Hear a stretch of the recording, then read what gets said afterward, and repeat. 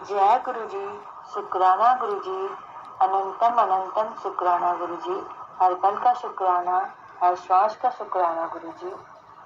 जय गुरु जी। संगत जी, हमेशा की तरह सबसे पहले हम गुरु जी का मंत्र जाप करेंगे। ओम नमः शिवाय, शिव जी सदा सहाय। ओम नमः शिवाय, गुरु जी सदा सहाय। ओम नमः शिवाय, शिव जी सदा सहाय। ओम नमः शिवाय, गुरु जी सदा सहाय। संगत जी, आज मैं 2 सत्संग शेयर करूंगी। दोनों ही सत्संग बहुत ही ब्लेस सत्संग है। दोनों सत्संग आंटी जी ने मुझे ऑडियो रिकॉर्ड करके भेजा है। तो संगत जी, आप सबसे विनती है कि आप सत्संग को पूरा और ध्यान से जरूर सुनिएगा। जय गुरु जी, शुक्राना गुरु जी। जय गुरु जी सभी संगत जी को। जय गुरु जी, शुक्राना गुरु जी, अनंतम अनंतम शुक्राना मेरे गुरु का। जो दिया उसका भी शुक्राना और जो नहीं दिया उसका भी शुक्राना मेरे गुरु का। आज का ये सत्संग मैं कविता बहल पानीपत से बोल रही हूँ और मैं गुरु जी का सत्संग गुरु जी के दिव्य मंत्र से ही शुरू करूंगी। ओम नमः शिवाय, शिव जी सदा सहाय। ओम नमः शिवाय, गुरु जी सदा सहाय। संगत जी, मेरा बस ये बहुत छोटा सा ही सत्संग है। कल रात मेरे को गुरुजी ने ड्रीम दर्शन दिए संगत जी, जैसे कि गुरुजी वाइट चोले में आए हैं और मुझे नहीं पता रात को कितने बजे की बात है, और एकदम जैसे ही गुरुजी को मैंने देखा और एकदम मेरी नींद खुल गई। तो संगत जी, इसके अलावा गुरुजी रोज किसी ना किसी, रोज मीन्स क्या 3-4 दिन में, जैसे कि मैं सुबह अमृत वेला करती हूँ तो गुरुजी किसी ना किसी आवाज से, जैसे कि मैंने पहले अपने सत्संग में बताया है कि बिल्कुल शुरू शुरू में जब मैंने अमृत वेला शुरू किया था तो गुरुजी ने मेरे को ऐसे लगा जैसे कि मैं मतलब सोई पड़ी थी मैं रात के समय, सुबह के 4, सवा 4 या 3:30 की बात होगी।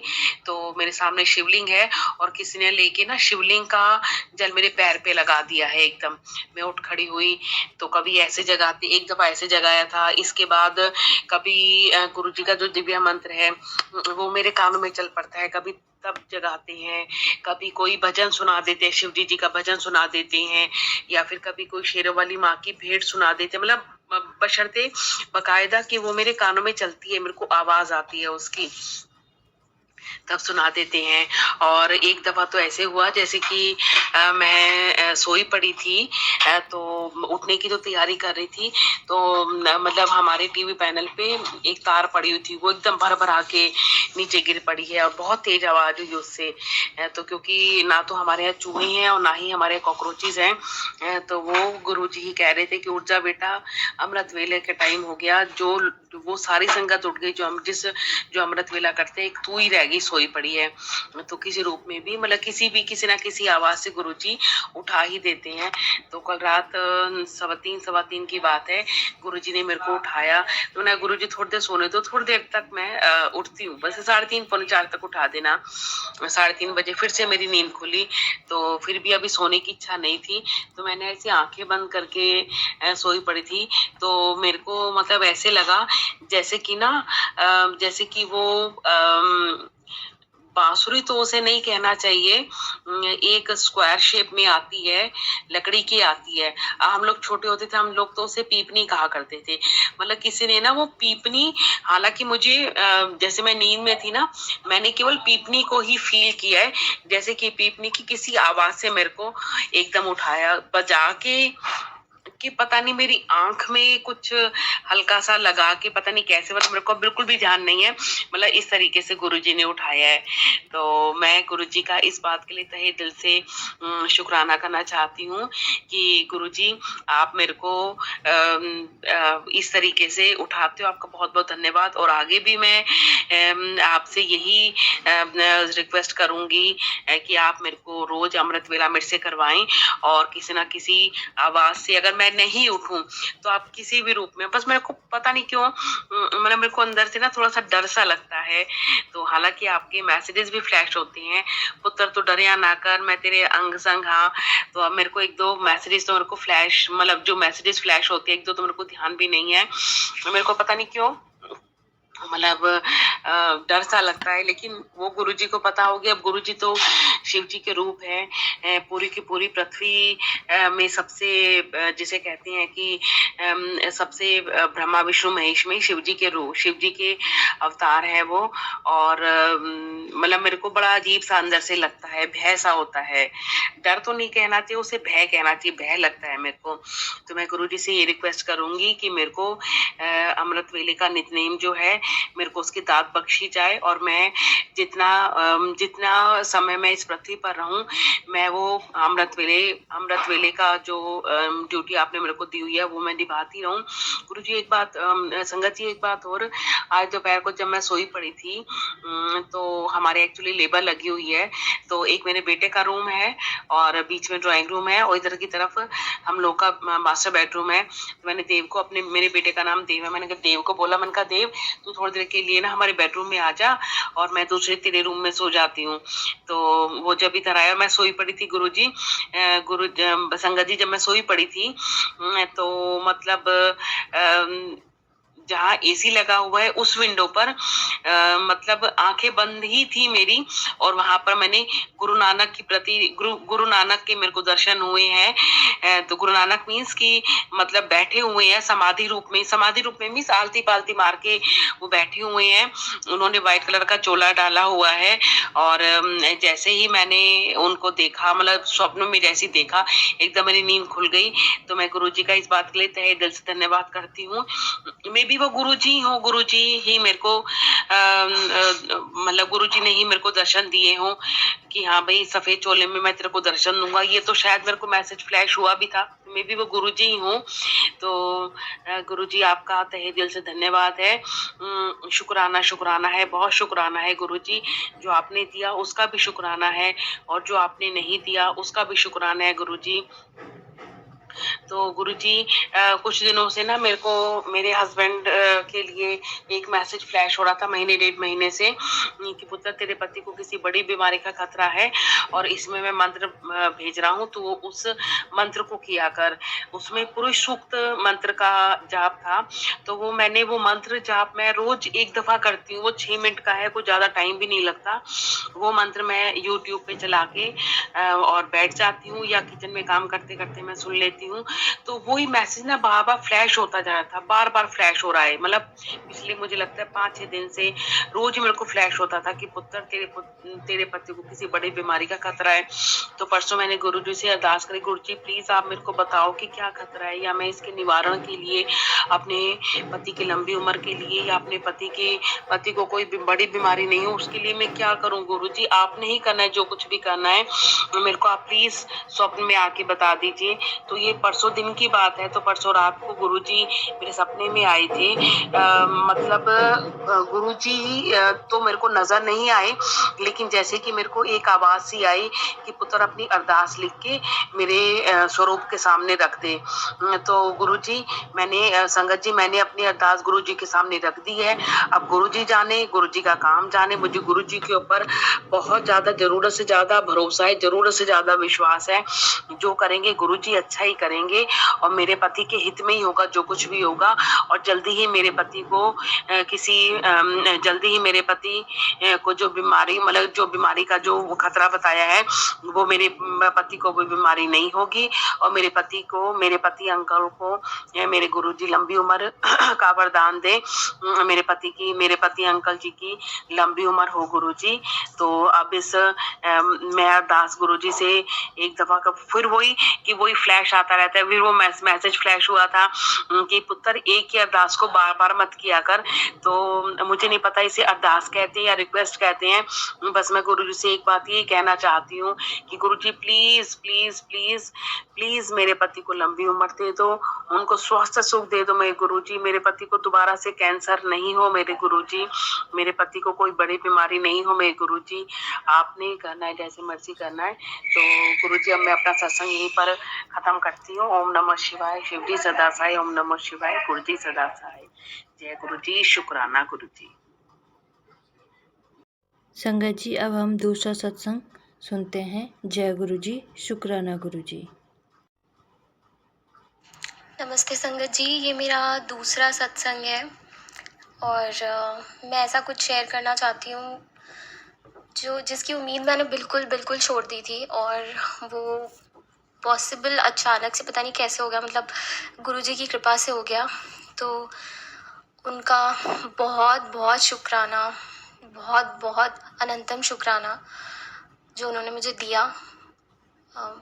और उसी का सत्संग मैं आज आप सबके सामने शेयर करना चाहती हूँ और इसलिए भी करना चाहती हूँ जिससे कि लोगों को उम्मीद मिले, कि मतलब उनकी उम्मीद बनी रहे कि हमें कुछ भी मतलब नेगेटिव नहीं सोचना है, हमें सब अच्छा सोचना है और सब कुछ गुरुजी पे छोड़ देना है, क्योंकि उन्होंने वैसे भी सब कुछ संभाल लेना है।